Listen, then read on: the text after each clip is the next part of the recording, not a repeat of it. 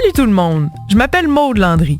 Bienvenue à Fait avec soin, un balado de la CSQ en collaboration avec le Secrétariat à la condition féminine du Québec.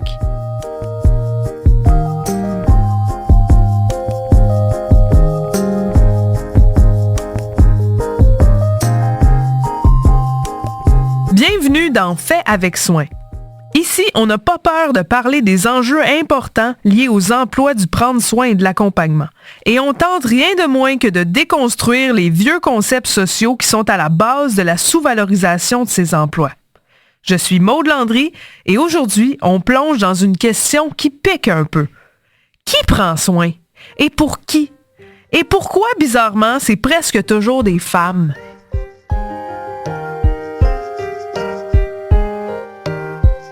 Je m'appelle Camille Robert, je suis historienne, chargée de cours à l'Université du Québec à Montréal, puis chercheuse postdoctorale à l'Université Concordia.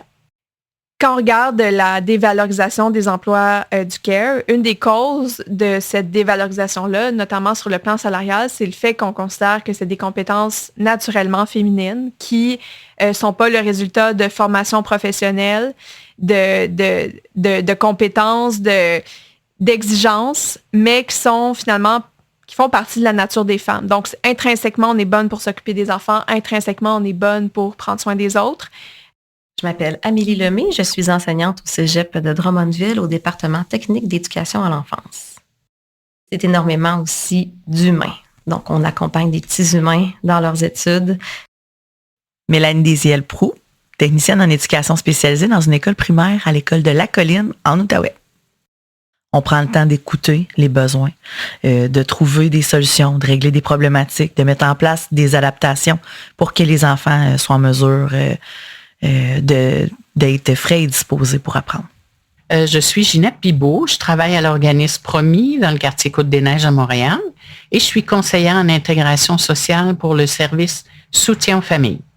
Mon travail consiste à accompagner et soutenir les familles démunies dans leur intégration. My name is Colleen Gass-Spirits. I am a special education technician and I work at Dawson College in the Student Accessibility Center. So in practical terms, to be a special education technician means that I support students with disabilities. And what that looks like on a daily basis is that I meet with students to work on organization, planning, social emotional support, problem solving, and coaching them on in-class behaviors and communication skills. On vient d'entendre les témoignages d'Amélie, Mélanie, Ginette et Colleen. Et on s'entend que ce qu'elles font, accompagner un humain, faire en sorte qu'il vive du succès dans son parcours scolaire, qu'il s'intègre bien, c'est loin des compétences domestiques, non? J'ai pas non plus l'impression que c'est naturel pour les femmes ou pour quiconque de faire ça. Ce sont des stéréotypes qui nous jouent des tours. Parce que socialement, on perçoit pas les femmes et les hommes de la même manière et tout ça, ça a un effet sur leur choix de carrière. Je m'appelle Isabelle Plante, je suis professeure au département de didactique à l'UQAM. Je suis aussi titulaire de la chaire de recherche du Canada sur les différences de genre. On est beaucoup dans les modèles quand vient le temps de faire un choix professionnel. Contrairement au rendement, à l'investissement dans les devoirs, dans les études, par exemple, quand il est question des choix professionnels, il y a une partie qui est très consciente dans tout ça. On se dit, est-ce qu'on se voit à moyen et à long terme dans cette voie-là, dans ce domaine-là? Et là, les stéréotypes vont venir beaucoup jouer parce que la représentation mentale qu'on a d'un infirmier, d'une infirmière, c'est justement davantage une femme. C'est la même chose qui va se passer pour les métiers en lien avec les sciences. Puis là, en ce sens, la représentation sociale à laquelle on va exposer les jeunes va vraiment venir jouer sur les choix de carrière. Et la division sexuelle du travail nous aide pas beaucoup à sortir de ces modèles-là. Je m'appelle Evelyne Couturier, je suis chercheuse à l'IRIS, ça c'est l'Institut de recherche et d'information socio-économique. Le marché du travail a cette dynamique-là on remarque sur le marché du travail qu'il y a des domaines qui sont plus masculins puis plus féminins et les différents gouvernements puis les différentes facultés à l'université, les cégeps essaient d'attirer souvent plus de femmes ou plus d'hommes dans les secteurs qui sont plus traditionnellement masculins ou féminins, mais on voit pas vraiment un grand effet sur la division du travail. C'est encore en éducation, en santé, que ce soit dans les choix que les gens font pour leurs études, c'est surtout des femmes qui vont en éducation. On parle de 91% des personnes qui sont inscrites dans le secteur collégial qui sont des femmes en éducation, principalement éducation spécialisée, éducation à la petite enfance, très, très, très, très féminin. À l'université, il y a un petit peu plus d'hommes, mais on est quand même à 79% de femmes. Fait que ça, c'est les gens qui choisissent, qui disent dans quoi est-ce que j'ai envie d'étudier, dans quoi j'ai envie de travailler. Souvent, il y a un long parcours d'expérience où le côté de prendre soin est valorisé chez les femmes. Tu expliques bien que tu devrais devenir enseignante. C'est pas devenir journaliste, c'est pas devenir vulgarisateur scientifique, c'est pas devenir politicien, c'est tu devrais devenir enseignante pour les femmes. Pour les hommes, on va encourager un parcours beaucoup plus en sciences, en génie. Donc, en génie et en architecture, on parle d'à peu près 22% de femmes dans ces domaines-là.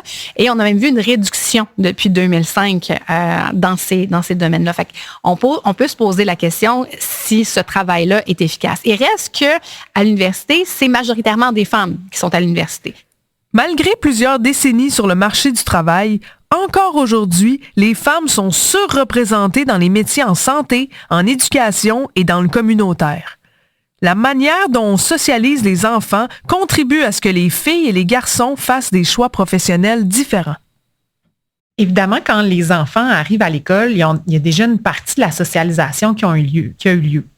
En milieu scolaire, tout le personnel non enseignant ou enseignant peut soit, dans le fond, avoir des pratiques qui vont atténuer un peu cette catégorisation-là entre les garçons et les filles, ou encore avoir des pratiques qui vont contribuer à socialiser encore plus de façon différenciée les garçons et les filles. La façon dont ça va se passer, c'est souvent assez subtil. Il y a évidemment des stéréotypes très explicites qu'on pourrait entendre. Souvent, ça va se produire avec les autres élèves. Fait que oui, le personnel éducateur va parfois donc avoir des attitudes très stéréotypées, mais les enfants eux-mêmes, ça va être un des leviers vraiment importants dans la promotion des stéréotypes. On va entendre par exemple, là, tu peux pas jouer avec nous, tu es une fille, tu peux pas jouer au ballon avec nous, le soccer, c'est pour les garçons. Ou on va entendre, non, là, ça c'est le coin fille, là, on va mettre les élastiques puis la corde à danser. Donc, on va entendre des propos comme ceux-là. Mais ça peut être aussi fait de manière très, très subtile, notamment à travers le matériel pédagogique qui va être utilisé.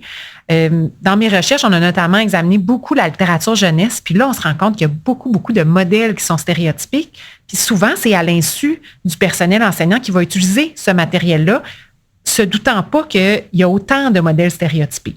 Ça peut être aussi dans les coins. Donc, si on pense surtout au préscolaire, où là, il y a beaucoup, beaucoup de coins d'apprentissage avec des petits pictogrammes. Souvent, les petits pictogrammes vont évoquer certains stéréotypes. Puis, on va voir que dans le matériel, si on pense au Lego, il y a beaucoup de couleurs très, très vives, primaires. Ça, ce sont des couleurs qui sont davantage associées aux garçons. Puis, si on a des petites couleurs pastel, bien là, ça va davantage attirer les filles. Donc, on se rend compte qu'à nouveau, à l'insu des personnes, ça va attirer certains élèves plus que d'autres.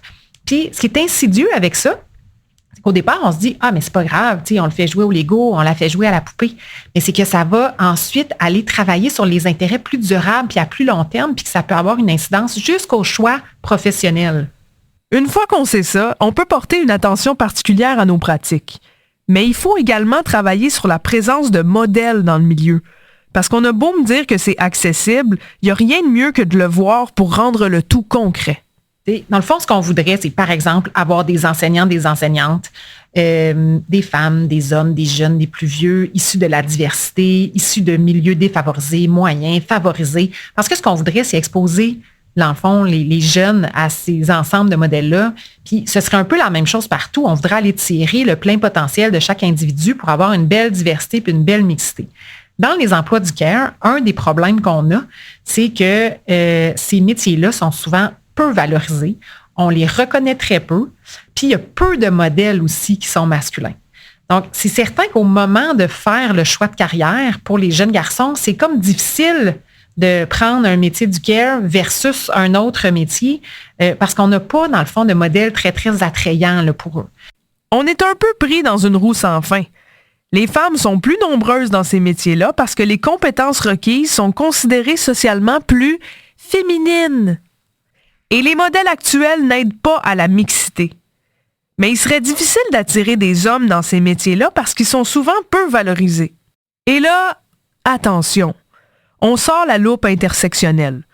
Parce que la réalité, c'est que toutes les femmes ne sont pas égales dans les métiers du prendre soin de l'accompagnement. Bonjour, mon nom c'est Yves Harley. Je suis professeur titulaire au département des relations industrielles, Faculté des sciences sociales à l'Université Laval. Ça m'apparaît important d'en mentionner. Il y a un certain travail du care aussi qui est disproportionnellement assumé par les femmes défavorisées, souvent les femmes racisées. Ici, l'immigration des milieux pauvres, hein, on peut penser à quel type d'emploi, mettons, l'entretien ménager, les domestiques et tout ça. On peut même associer ces emplois-là.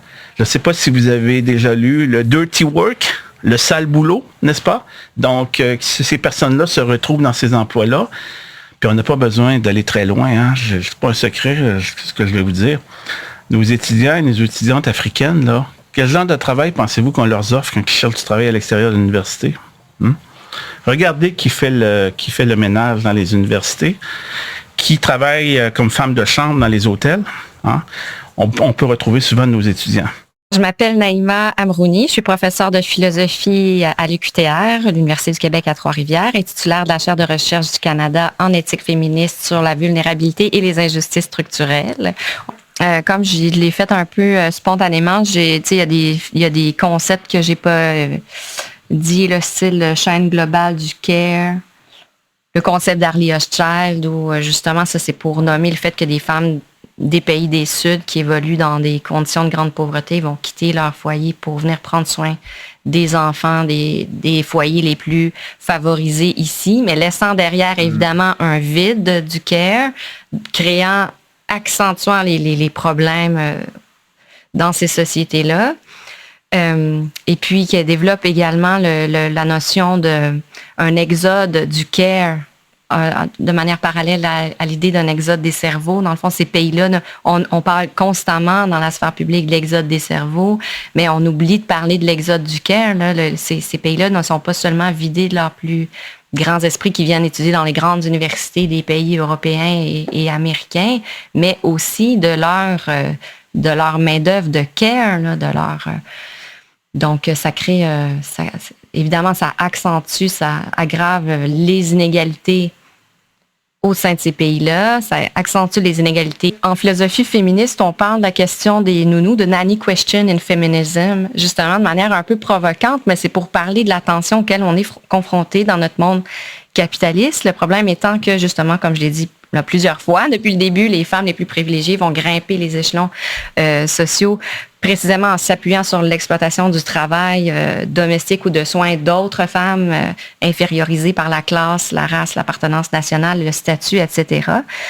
Donc, autrement dit, l'empowerment des femmes blanches, essentiellement les femmes blanches dans nos sociétés, va dépendre beaucoup de ce travail à rabais qui est réalisé par d'autres femmes. Alors, en tentant de combler nos besoins dans les emplois du prendre soin de l'accompagnement, non seulement il se crée une hiérarchie entre les femmes, mais on va aussi dépouiller les pays des Suds de personnes dont elles ont grandement besoin dans leur propre société. Parce que même si on dit qu'on est bien autonome, on a tous eu besoin, à un moment ou l'autre de notre vie, d'une préposée aux bénéficiaires ou d'une éducatrice en milieu scolaire, et pourtant, on dirait que c'est difficile de le reconnaître. De mon point de vue, le mépris du care, la sous-valorisation du care est vraiment intimement lié à ce mépris pour la vulnérabilité humaine, pour le fait que l'on cherche à mettre sous le tapis le plus possible tout ce qui est vulnérable en nous, tout ce qui est fragile, tout ce qui peut être exposé, tout ce qui nous expose justement aux autres, évidemment à leur affection ou à leur soutien, mais aussi à leur violence, à leur agressivité. Il faudrait peut-être commencer à valoriser l'humain. Valoriser l'humain et le travail qu'on fait pour l'humain. Et arrêter de valoriser cette autonomie et cet individualisme qui sont rien qu'une façade. La société, notre famille, nos amis vont teinter nos valeurs et avoir une influence sur qui on est puis sur nos choix de vie, dont les choix professionnels. Merci d'avoir été avec nous pour cet épisode de Fait avec soin. Au prochain épisode, le travail invisible et la conciliation famille-travail. En gros, comment faire tenir 3 vies dans une journée sans clone ni machine à voyager dans le temps. Juste de même, je vous en parle puis je suis épuisée. À bientôt, on va faire une sieste.